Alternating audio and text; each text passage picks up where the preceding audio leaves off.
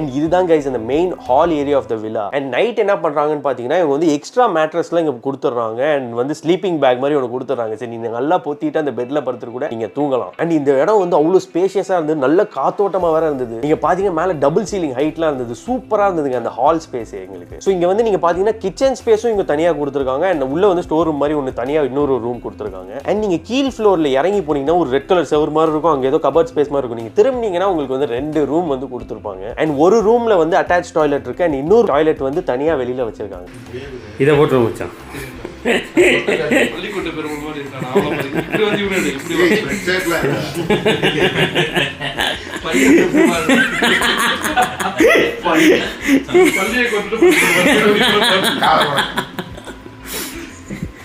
And இந்த விலாவே அவ்வளோ சூப்பராக இருந்தது. அண்ட் மேலே மட்டும் பால்கனி வியூ கொடுக்காம கீழ் 2 ரூம்ஸ்க்கு வேற காமனாக ஒரு பால்கனி ஸ்பேஸ் மாதிரி இருக்கு.